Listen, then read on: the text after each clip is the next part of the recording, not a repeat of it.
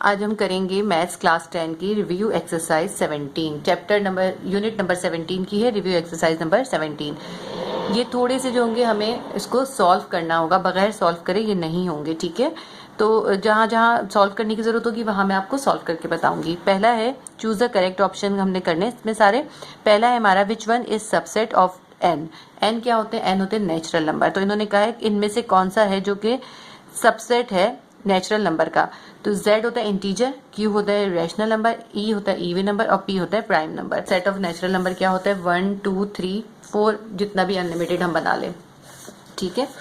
उसके बाद आप ये देखें कि सेट ऑफ नेचुरल नंबर के अंदर इंटीजर्स हैं या नहीं है। इंटीजर्स यानी Z है या नहीं है। Z इसलिए नहीं है कि प्लस माइनस होता है इंटीजर में, तो ये जो है इंटीजर इसका सबसेट नहीं हो सकता, ठीक है। इसी तरह इवन भी इसका सबसेट नहीं है, क्योंकि इवन में 0 होता है, इसमें तो 0 है ही नहीं, ठीक है।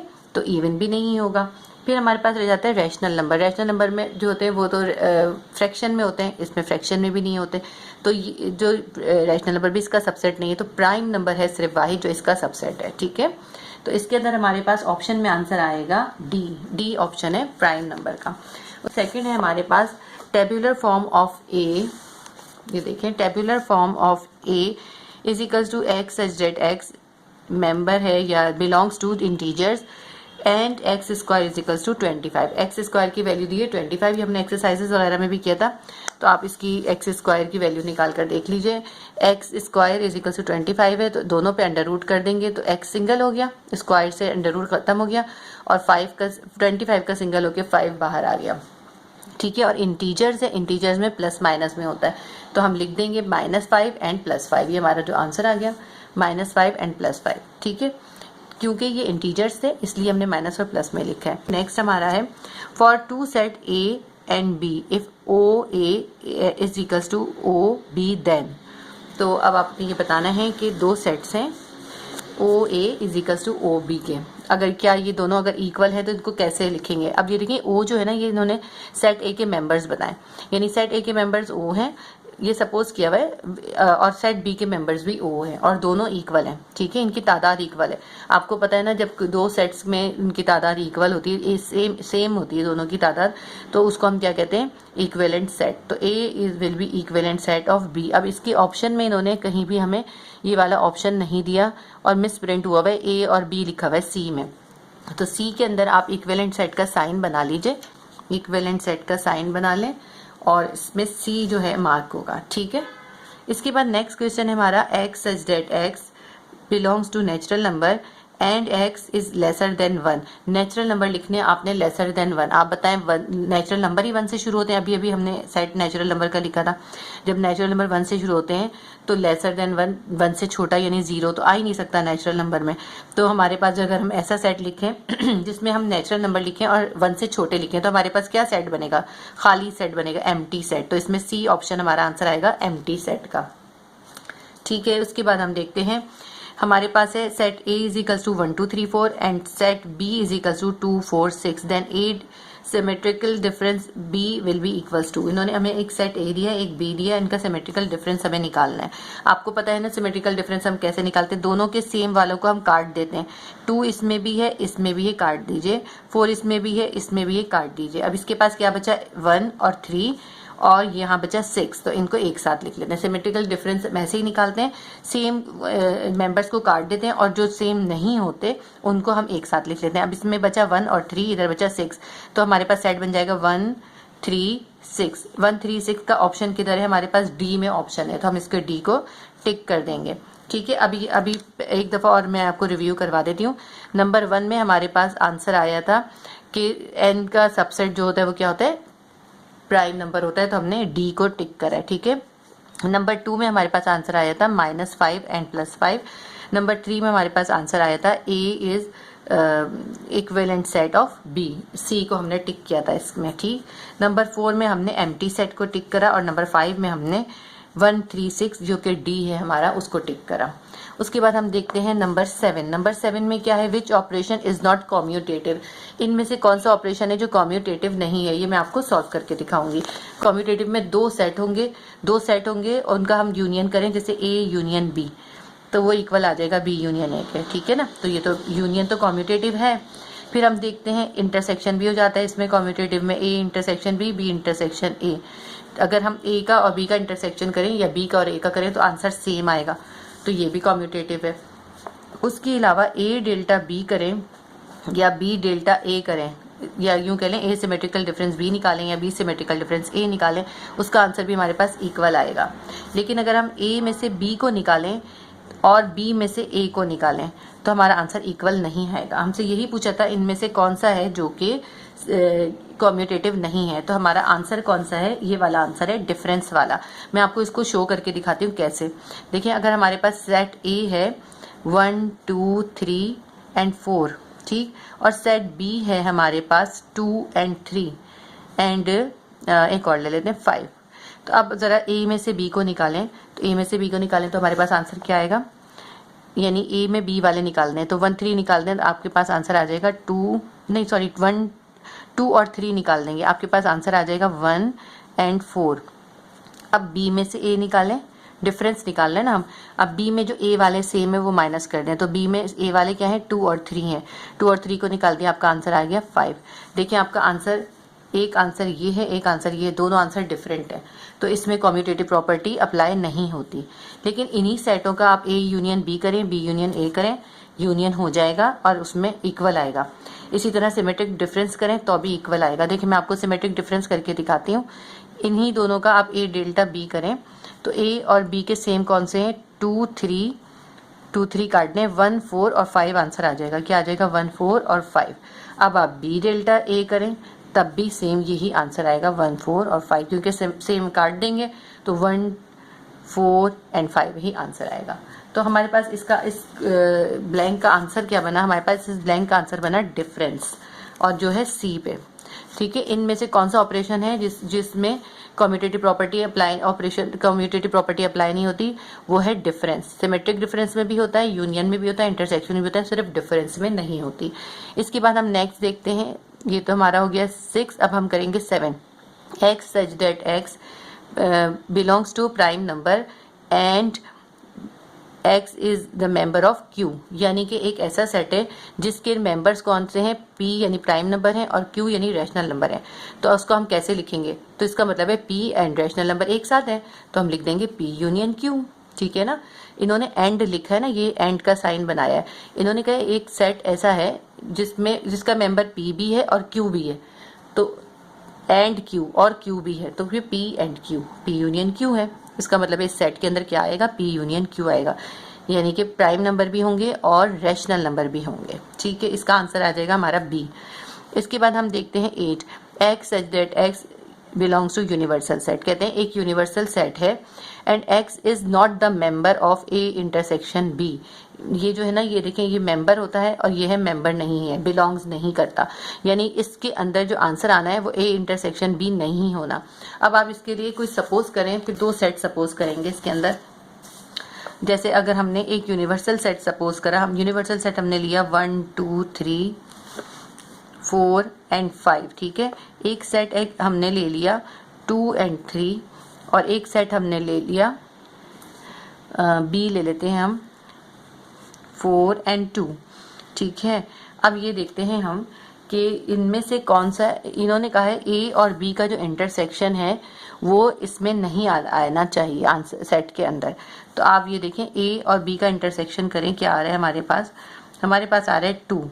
तो ये 2 जो है इसके अंदर सेट में नहीं आना चाहिए, तो हम इसको कैसे लिखेंगे, ये 2 इस सेट में नहीं आना चाहिए। तो इस 2 को हम इस यूनिवर्सल सेट से माइनस कर दें तो हमारे पास आंसर आ जाएगा ना। तो यानी ए इंटरसेक्शन बी को अगर हम यूनिवर्सल सेट से माइनस कर दें तो हमारे पास क्या आंसर आएगा, हमारे पास आएगा 1, ये 2 हटा दें, सिर्फ 1 3 4 एंड 5। तो हमारे पास जो सेट बनेगा, जो इन्होंने हमें सेट बनाने को कहा है, तो हमारा 1 3 4 5 बनेगा, क्योंकि इन्होंने कहा था कि ए इंटरसेक्शन बी उसमें नहीं होना चाहिए। तो ये जो ए इंटरसेक्शन बी हमारा निकला था, इसको हमने इस यूनिवर्सल सेट से माइनस कर दिया। ये तो सब सपोज किए हुए थे, लेकिन ये नॉर्मल सी बात है कि 2 सेट्स का जब इंटरसेक्शन को हम यूनिवर्सल सेट से माइनस कर देंगे तो जो है वो फिर इसको हम इस तरह शो करेंगे, ए इंटरसेक्शन बी और कॉम्प्लीमेंट, ठीक है। तो अगर हम ये चाहते हैं कि ऐसा सेट हो जिसमें ए इंटरसेक्शन बी ना आए, तो हम कह देंगे ए इंटरसेक्शन बी को हम कॉम्प्लीमेंट कर दें, यूनियन से निकाल दें। तो इसमें ऑप्शन आ जाएगा हमारे पास सी। ठीक है। For any two empty sets A and B if A union B is equals to U, दो नॉन एम्प्टी सेट हैं, सॉरी एम्प्टी नहीं, नॉन एम्प्टी सेट हैं दो, जिसमें ए और बी का यूनियन करें तो वो यूनिवर्सल सेट आ जाए, और ए और बी का इंटरसेक्शन करें तो खाली सेट आ जाए। ये मैंने आपको पूरा बहुत अच्छी तरह एक्सप्लेन किया था सेल और एग्जॉस्टिव की एक्सरसाइजेस के अंदर, जिसमें सेल कौन सा होता है, एग्जॉस्टिव कौन सा होता है। अगर हम ए और बी का यूनियन करें, यूनिवर्सल सेट आए, और ए और बी का इंटरसेक्शन करें, उन दोनों में कुछ भी सेम ना आए, तो उसको हम कहते हैं सेल। क्या कहते हैं उसको हम? सेल। और सेम आ जाए तो उसको कहते हैं एग्जॉस्टिव, लेकिन सेम कुछ भी नहीं है, इसलिए ये है सेल। इसका आंसर आएगा सेल। नंबर 10 देखते हैं हम। नंबर 10 क्या है? ए कॉम्प्लीमेंट, फिर अगेन कॉम्प्लीमेंट, और उसके बाद फिर एक और दफा ब्रैकेट बना के कॉम्प्लीमेंट, यानी कि ए कॉम्प्लीमेंट का फिर कॉम्प्लीमेंट करा, फिर उसको फिर कॉम्प्लीमेंट कर दिया।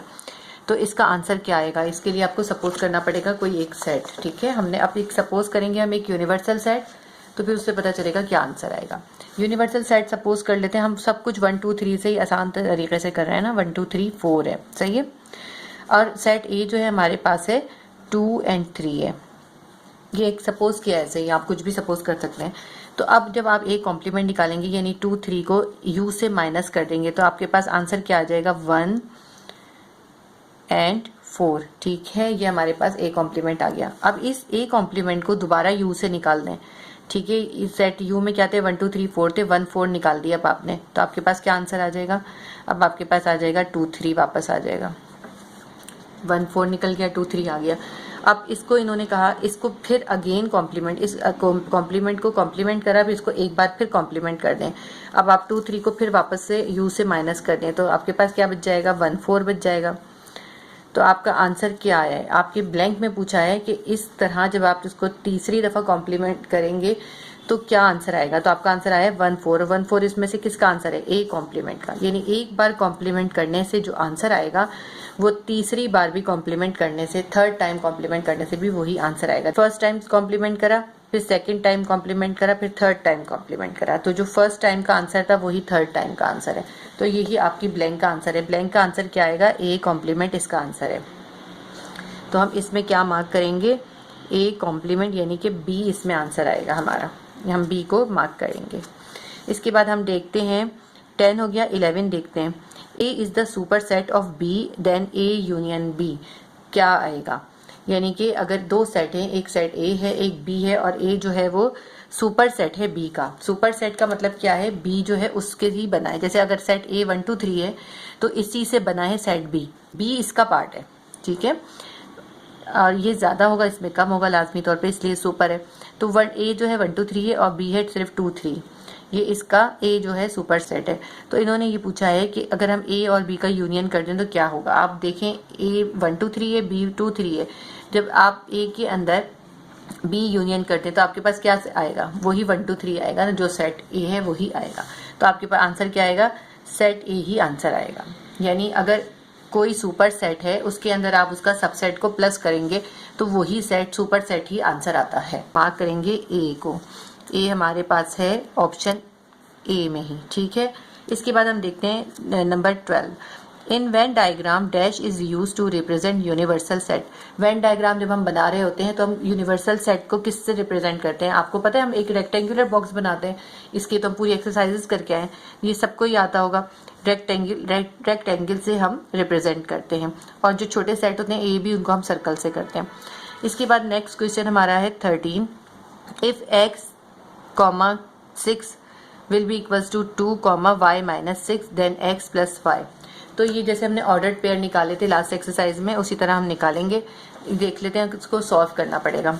x 6 है और 2 और y माइनस 6 है, तो आप ऐसा करें, x को 2 के साथ मिला लें और y को माइनस 6 के साथ, y माइनस 6 को 6 के साथ मिला लें, तो x इक्वल्स टू 2 आ जाएगा और y माइनस 6 इक्वल्स टू 6 आ जाएगा। ठीक है, ये फर्स्ट वाले को फर्स्ट वाले के साथ लिख दिया और सेकंड वाले को सेकंड वाले के साथ लिख दिया। अब इसको सॉल्व कर लेते हैं। x तो ये सॉल्व हुए हुए, ये y के साथ -6 है, 6 की इस साइड पे चला जाएगा, +6 हो जाएगा, तो 6 और 6 12। हमारे पास x की वैल्यू आ गई 2 और y की वैल्यू आ गई 12। अब इन्होंने हमसे पूछा क्या था, x + y पूछा था, तो x की वैल्यू है 2 और y की वैल्यू है 12। तो कितना आ जाएगा हमारा x + y का आंसर 14। तो हम अपनी बुक में मार्क करेंगे 14 पे आंसर। 14 हमारा कहाँ है, डी ऑप्शन है। इसके बाद हम देखते हैं 13 के बाद 14 नंबर ब्लैंक देखते हैं। If O bracket A cartesian B will be equals to 100 and OB will be equals to 5, then OA कितना होगा। यानी इन्होंने कहा कि ये O जो आपको बताया ना, ये तो उसकी वैल्यू होती है। A कार्टेसियन B जब आप निकालते हैं तो उसकी वैल्यू आती है 100। तो अगर OB जो है उसकी वैल्यू 5 है, ठीक है, तो आपको OA की वैल्यू मालूम करनी है। A cross B is equal to 100 है। A की वैल्यू हमें मालूम करनी है और B की वैल्यू कितनी है, B की वैल्यू है इसमें 5। B कितने हैं, 5 है, और इन दोनों का जो प्रोडक्ट है वो 100 है। तो यहाँ पे 5 मल्टीप्लाई हो रहा था, इक्वल के दूसरे साइड पे जाएगा, डिवाइड हो जाएगा, क्या आ जाएगी, 5 1 5, 5 2 10 और 0 20। तो A की वैल्यू कितनी होगी, 20। इसका मतलब है कि अगर हमारे पास B के मेंबर 5 हैं तो A के 20 मेंबर होंगे, तब जो है जो प्रोडक्ट निकलेगी कार्टेशियन प्रोडक्ट, तब उसकी वैल्यू 100 होगी, ठीक है, उसमें 100 मेंबर्स होंगे। इसमें आंसर हमारा आ जाएगा 20। 15 है हमारे पास, a function is called surjective if range dash को डोमेन। इन्होंने कहा है कौन सा फंक्शन है जो सर्जेक्टिव कहलाएगा। अब इसके लिए मैं आपको थोड़े से फंक्शन समझाती हूँ किस तरह से आपकी इसके आगे की जो है 3 या 4 5 ब्लैंक्स हैं उनके जरिए हो जाएगी। पहले आप वो फंक्शन समझ लें, फिर ये सब मार्क करवा दूंगी। पहला अब ये देखते हैं कौन कौन से फंक्शन होते हैं। देखें, ये जो सेट A है और ये सेट B है, तो ये जो A होता है सेट A, ये कहलाता है डोमेन और ये कहलाएगा को डोमेन, ठीक है, ये डोमेन है और ये को डोमेन है। तो अगर इसके मेंबर और इसके मेंबर बिल्कुल ये इसके बिल्कुल स्ट्रेट कॉरेस्पॉन्ड करें, एक साथ सामने सामने हो बिल्कुल, जब हम इनका फंक्शन बनाएं, एफ या फंक्शन बनाएं, तो इनके बिल्कुल साथ साथ हो। जैसे 1 के साथ 5 आ जाए, 2 के साथ 6 आ जाए, 3 के साथ 7 आ जाए, तो इसके फंक्शन कैसे बने, 1 5 2 6 एंड 3 7। तो जब इस तरह इनके फंक्शन बनते हैं, इसको कहते हैं 1 1 कॉरेस्पॉन्डेंस, ठीक है। अगर दो सेट हैं जो कि हमने बताया आपको 1 2 3 है और दूसरा है 5 6 7, अगर इनके फंक्शन हमने इस तरह बनाए हैं कि 1 का 5 आ गया और 2 के साथ 6 आ गया, 3 के साथ 7 आ गया, तो इसको कहेंगे हम 1 1 कॉरेस्पॉन्डेंस, ठीक है। ये इस तरह करने की जगह इस तरह समझना बहुत आसान हो जाता है डायग्राम बना के। और अगर यही सेट है हमारे पास, लेकिन इसका फंक्शन डिफरेंट तरीके से बना, हमने 1 को 5 के साथ लिख दिया, 2 को 6 के साथ लिख दिया और 3 को फिर 6 के साथ लिख दिया और 7 को ऐसे ही छोड़ दिया। तो अब आप ये देखें, अब जो है ये जो है इसका सबसेट लग रहा है, जो फंक्शन बने ये इसका सबसेट लग रहा है। तो अगर फंक्शन जो है वो B का सबसेट हो जाए, को डोमेन का सबसेट हो जाए, तो उसको कहते हैं इनटू फंक्शन। ये कहलाएगा इनटू फंक्शन। समझ में आया आपको। हमने करा 1 5 करा, 2 6 करा और 3 6 कर दिया और 7 ऐसे ही रह गया। अब ये देखिए, अब ये जो है ये जो फंक्शन बन रहा है ये इसका सबसेट लग रहा है, इसलिए जब ये सबसेट हो जाएगा, फंक्शन सबसेट हो जाएगा B का, तो उसको कहेंगे इनटू फंक्शन। ये सेकंड एग्जांपल हो गया। थर्ड एग्जांपल ये है ऑन टू फंक्शन क्या होता है, ये सर्जेक्टिव क्या होता है। इसकी भी ब्लैंक है आपके पास और इसकी भी ब्लैंक है आपके पास। सर्जेक्टिव कैसा होगा, वही सेट रखे हैं मैंने, लेकिन इसमें B के पास जो है मेंबर कम है, इसमें बराबर के मेंबर थे, इसमें मेंबर कम है, ठीक है। 1 2 3 इसके पास है, इसके पास 5 6 है। तो अब किस तरह बनेगा, 1 को 5 के साथ लिख देंगे, 2 को 6 के साथ लिख देंगे और उसके 3 को फिर दोबारा 6 के साथ लिख देंगे। जो इस तरह से हम बनाते हैं, इसमें फंक्शन जो होते हैं वो B के या को डोमेन के इक्वल हो जाते हैं, तो इसको हम कहते हैं ऑन टू फंक्शन या सर्जेक्टिव। सर्जेक्टिव हम कैसे पहचानेंगे, इसमें सेट B में हमारे पास कम मेंबर होंगे और सेट A के पास मेंबर ज्यादा होंगे, और सेट A के जो मेंबर हैं, 2 मेंबर इसके सेट B के एक ही मेंबर के साथ कंबाइन हो जाएंगे, ठीक है। जैसे कि 2 भी 6 के साथ हुआ और 3 भी 6 के साथ हुआ। ये हमारे थर्ड हो गया। फोर्थ है बाइजेक्टिव। बाइजेक्टिव कैसे होगा, इसके अंदर इसी तरह 1 1 कॉरेस्पॉन्डेंस होगी, लेकिन इसके जो मेंबर्स होंगे, जैसे 1 के सामने 1 आया है, 2 के सामने 4 आया है, तो 2 और 4 जो है ना, 4 जो है वो इसका स्क्वायर है। 3 के सामने 9 आया है, तो 3 का स्क्वायर 9 है, तो इनके स्क्वायर है ये असल में। तो ऐसे सेट को हम कहते हैं बाइजेक्टिव, जिसमें 1 1 कॉरेस्पॉन्डेंस भी हो और ऑन टू भी हो, तो इसको कहेंगे हम बाइजेक्टिव। ये कहलाएगा जैसे 1 के साथ 1 मिला है, 2 के साथ 4 मिला, 3 के साथ 9 मिला। तो अब ये हमने समझ लिए, इसी को देखते हुए हम इन ब्लैंक्स को करेंगे। पहला हमारी इसके साथ हम ब्लैंक्स देखते हैं। इन्होंने कहा अगर फंक्शन में सर्जेक्टिव हो तो क्या आएगा, देखिए सर्जेक्टिव में एफ बी के इक्वल आएगा, तो हम यहाँ पे इक्वल के साइन को मार्क करेंगे। सर्जेक्टिव में क्या होगा, इक्वल होता है, तो सी आएगा। अब हम इसका देखते हैं ये नेक्स्ट वाला। अ function is called into if range dash codomain.